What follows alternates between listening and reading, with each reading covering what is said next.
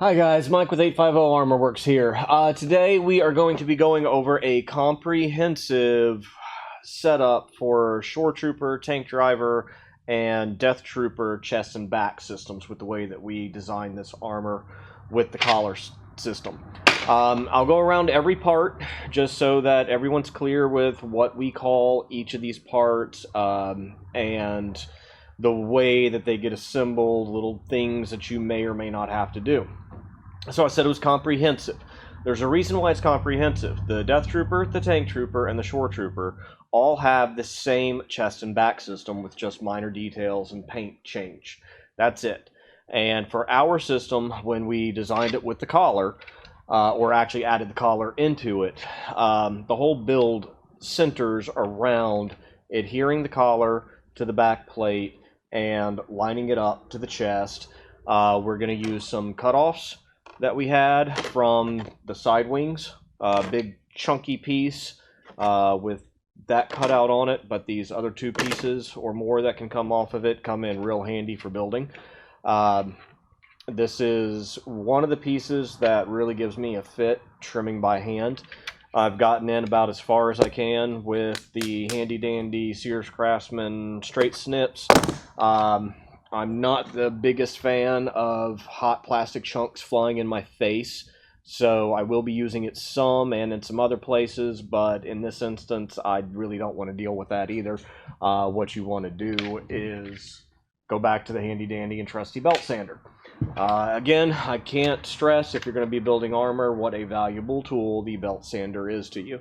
It works for everything. It works for EVA foam, it works for plastic, it works for wood, it works on your flesh, a little bit of everything. So, going around all the parts before we get into any work, obviously we've been talking about the collar. The collar was introduced into our armor systems when we did the Mud Troopers, and since they share the same back, we decided, after a little bit of prototyping on a whim, to see if we could make the collar work with the chest and back. So we're still on the collar. A couple things to discuss. There is going to be what looks like a crack right here. That's because of the mold itself. It can be sanded down really easily. It'll flush out. Posted on one of our Instagram videos about a bunch of bad orange peel on the forearms. Well, we just sanded out. In fact, I'll just go ahead and show you here.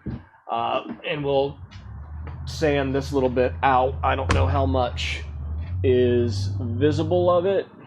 I mean, this is how close we have to get to the camera. There it is. Now you got a good little shot of it. All right. I mean, barely even noticeable, but there's a reason it's there.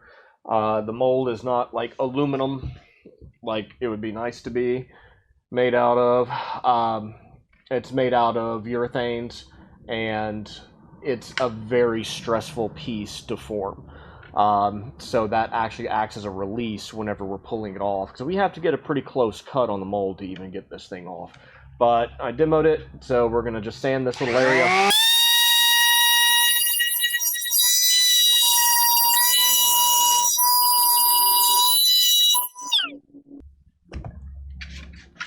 Now we'll show again. See how much has really just disappeared with that little bit of sanding. So plastic's really durable, it's really thick. No real need to worry about or stress about over trimming or over sanding, because anything that breaks can typically be fixed. That's why we like super glue and accelerator so much. So before I actually do any more work, let's just continue to talk about the parts. Okay, we've got the chest. Obviously a tanker chest. I said a few times, the Shore and the DT do the same thing. So that's where we are here. This is fully trimmed. You're going to trim out the little area that looks like this and throw it away.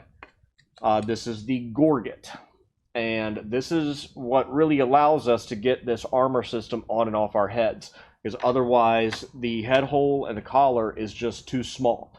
We're not going to get into how original designs were, because we are making costumes to be worn, used, and abused on a regular basis. when we're comparing accuracy and durability, we have to make a few concessions. Overall, we're going to look the same, no matter how the original was done. Those are the concessions that I'm more proud of, just because I have no problem throwing this armor once it's assembled across the room. Absolutely none whatsoever. So, durability is pretty key, if you ask me. So we got the chest, and just I tried to explain, or over-explain, we got the gorget. This will be Velcroed on. This is probably the easiest thing to put together in the entire kit, or you could drop a couple magnets in here. You know, in all honesty, in my honest opinion, if you need your approval, put it on. From there, ditch it. Nobody's even going to know you have it. That's just how it is. All right. So we have the back, and it looks like a Deathtrooper back. Oh, that's because it has those things in it. That means we're going to have to cut them out and do some stuff. We have a couple of strap slots right here that we have to Dremel. As mentioned before, everything hinges on this collar and the way all these things line up. Other things we'll be doing to the back is cutting out this entire box, and we'll be replacing it with the resin pieces. They'll be mounted in from the inside. Not a lot of work to do there. Really simple and easy to do.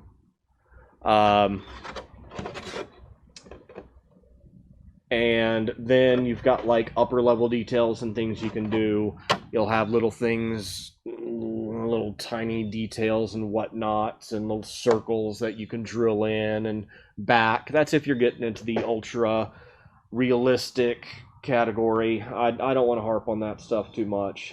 Just try to get down to the basics and, you know, the 10-foot rule, because that's the rule that's really important. You don't want to stand around like a statue all the time afraid something's going to break.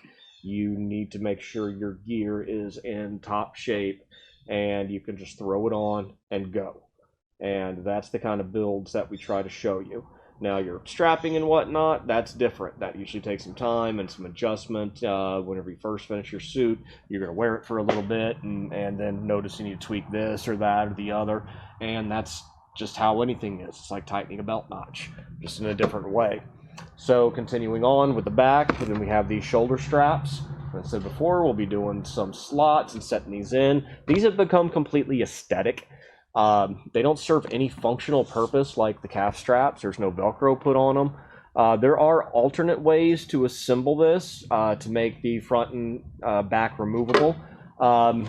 If you're planning on doing like a Deathtrooper specialist and wearing the shoulder pauldron, I really don't recommend putting the collar on. Go with the Big Pete cosplay tutorials.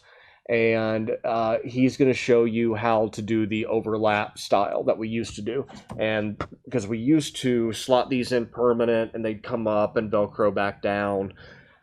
It's still a viable method, but once you get this collar involved, you really want to just make sure everything is glued down and good to go. So again, we got the gorget, we got the boxes. Okay, we're on to the side wings. These are those funky things. They can be left separate. They can be glued on. Honestly, with this build here, he's a skinny thin guy, 5'10", real skinny thin. So we may not even need them, but we're gonna drop them in anyway, and I'll show you how to do it, because these are real nice to have. If you permanently inset them, you can use them to close up on the sides.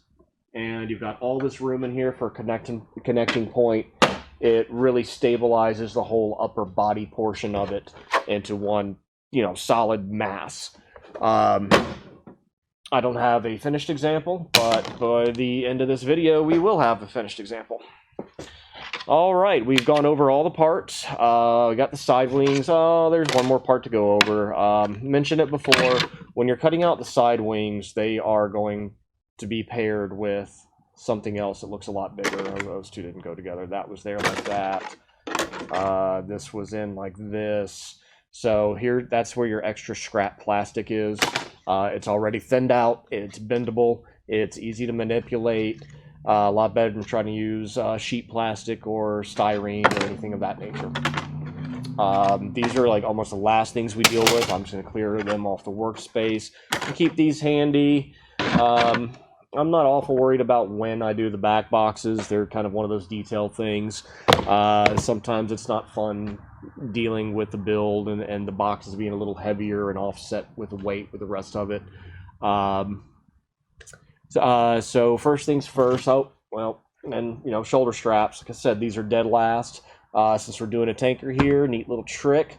Before he goes into paint, just mask off that buckle, and you're good to go. You never have to worry about paint chipping or anything on your buckle, or anything showing through. All right, we will leave out just the parts we really need. Things I think we may need. Always need a pencil. We got sandpaper. We've got super glue. We've got accelerator. Okay, we were talking about the collar. So that's as far down as it can take it.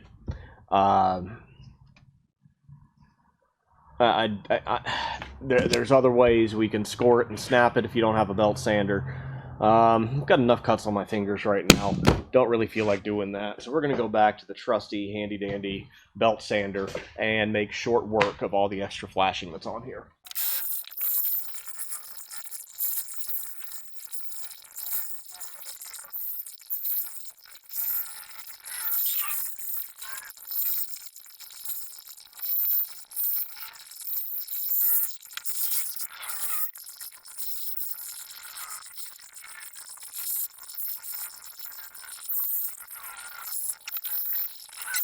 Alright, as you can see, that is like by far the worst piece to deal with whenever you are putting this kit together. If we run that whole that whole sequence of dealing with this collar, you can see where I made a couple of slips and mistakes, but like I showed you before with the pull line there, it's the crack line, it's no big deal. It'll sand right back off. That's actually another thing I'll break for a moment in just a second.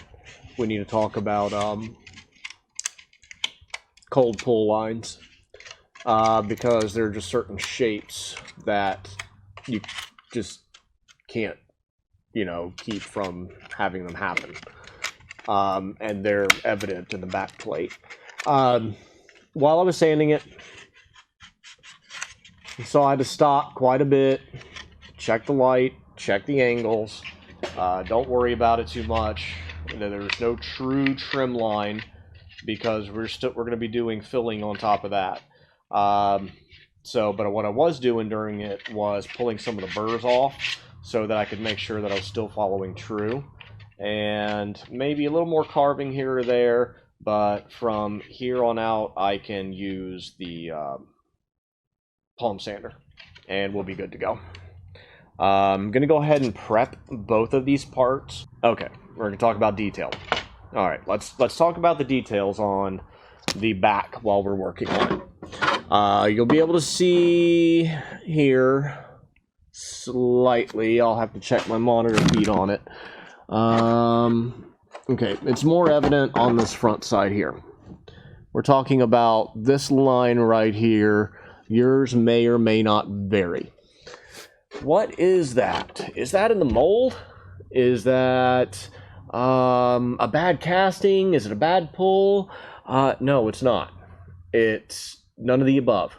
That's a cold pull line because we're taking a hot sheet of plastic, moving up a positive mold, and it is instantly cooling on the stretch across this line right here.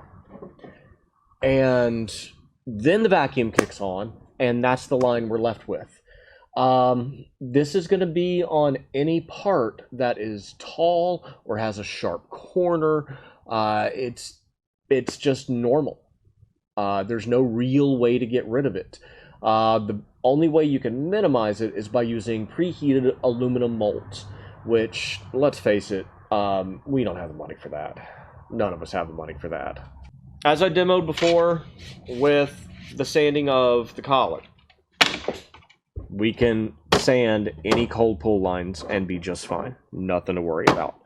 I'm gonna forego that right now just because we're doing an assembly video, not a final finishing video. The final finishing is something that's completely different. All right, so we have the back and the collar. These are the two things that are the most important parts. You see how well that actually lines up over that? Just by putting it over. Just slips right on. Alright. I'm already liking what I'm seeing. So I know we have a good cut line, because it can go pretty flush with everything else. We'll do a little bit of prep before we do any actual gluing. First stage of prep is sanding the surfaces to be glued together. We're going to be gluing to the remnants of the collar. If this didn't fit so well and you end up cutting your collar, shorter, that's fine. You can do that. Just come in here and trim this to go along with it so it follows along. Other things that we'll be doing here in prep. This is kind of a mold issue on the left-hand side.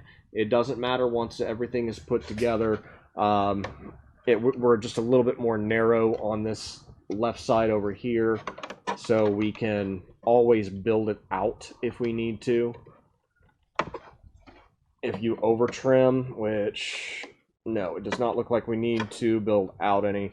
We just need to be sure that we clean that up real well during final assembly. That's probably one of the ugliest spots on the whole mold, but once it's all together, you see how flexible plastic is. Prep work time. Prep work is simple. We're just going to sand off the burrs and sand the surfaces to be glued together.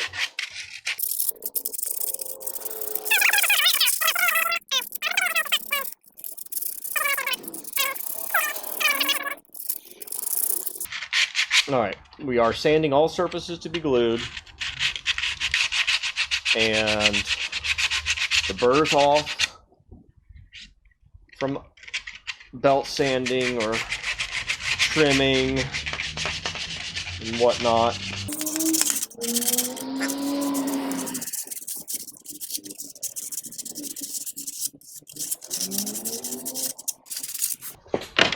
That was all the collar. Pretty much sanded all the inside. We're going to sand the outside of the molded end collar section.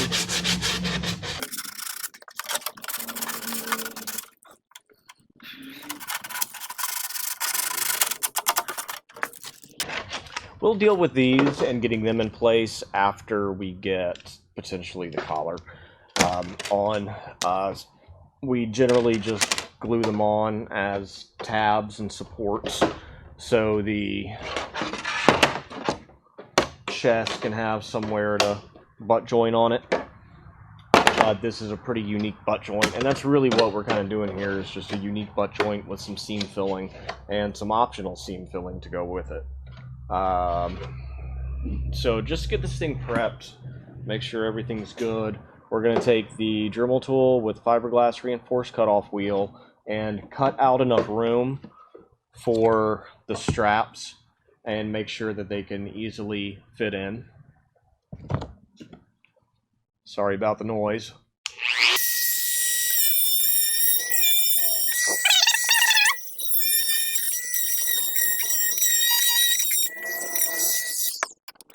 Here you see the strap slot cut out, and let's make sure the straps fit in real well. Yep, it's going to fit in, so that's all it needs.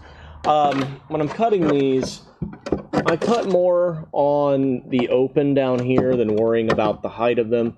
These are all just aesthetic, and even depending on the design of the trooper or what costume guideline or how much you even care or not, you can build these up with sheet plastic and super glue and redefine the detail, make them high res. Maybe we'll do some drop on top cast boxes or something later in the future if we do a redesign of the chest and back. But that's, far-fetched. Remember, it's a hobby. These are models, and what did they do with the originals? They scratch build, and they kit bash. That's how we build models. That's how we find all the little weird greebles and parts and stuff that goes into it. So I'm going to dribble out this other slot.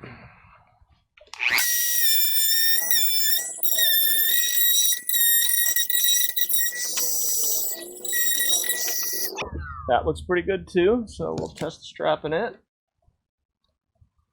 Yeah, the strap goes right in just fine. So we're good there. While we have the Dremel out and hot plastic all over me, flying in my face, getting on me, burning my skin, all those fun things, we're going to go ahead and cut out the back boxes right here. There's no reason to leave them in at this stage, and I got the Dremel out.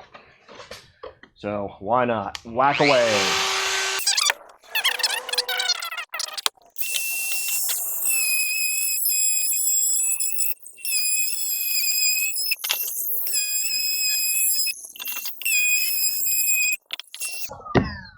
And that's that. Made short work of not making the trash can, that's for sure.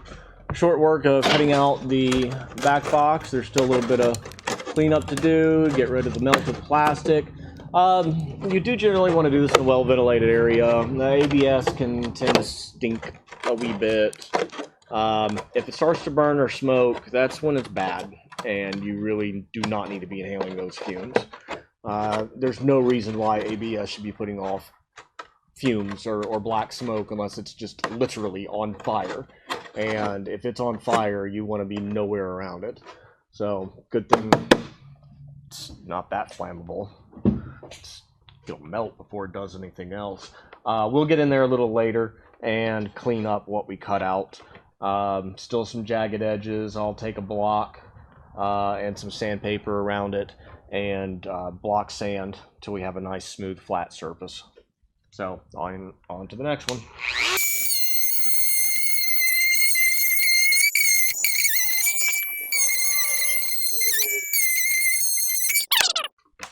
I hope y'all got good views of me doing all that. There, I made that one.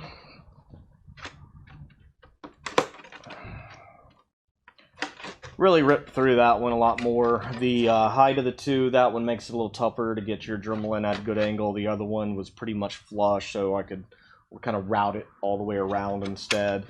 Take your time. Again, you can score and snap it too. Just sit there and just keep doing one after the other. Don't go real deep. Don't try to push through. Don't try to put too much pressure. Just keep a consistent straight line. Something good to do if you need a little help with keeping a straight line is take a piece of masking tape and mask over that area and only go across that masking tape right there so you have a good solid line. For the most part, you can eyeball and or leave yourself a little bit of extra room to come back in and work out later. And there we go. We got our prep parts. We can start assembling or start gluing the collar right on. So for starters, I'm just aligning it in the back, trying to make sure it's eyeball even and looks pretty decent. From what I see here, it is. Old handy dandies. Let's grab a pencil.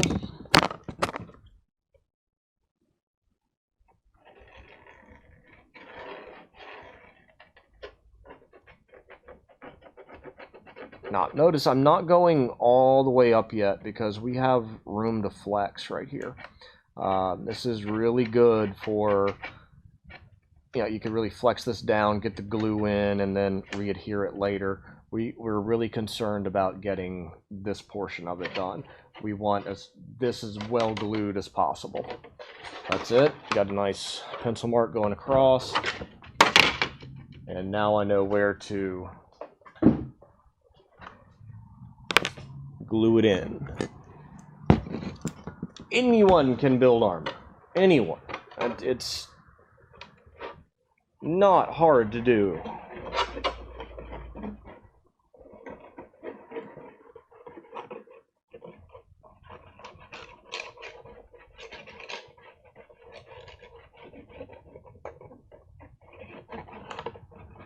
I'm not going to use accelerator for, or pre-treat the accelerator. Ooh, that's a better angle. But it is going to come in a little later. Let me run grab the other can just in case. We're starting to get real low here.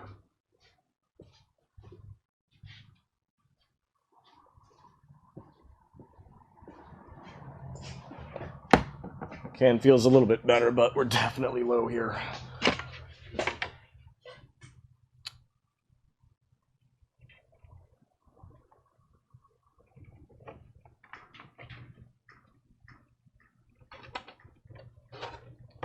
All I've done is slide it over, align it,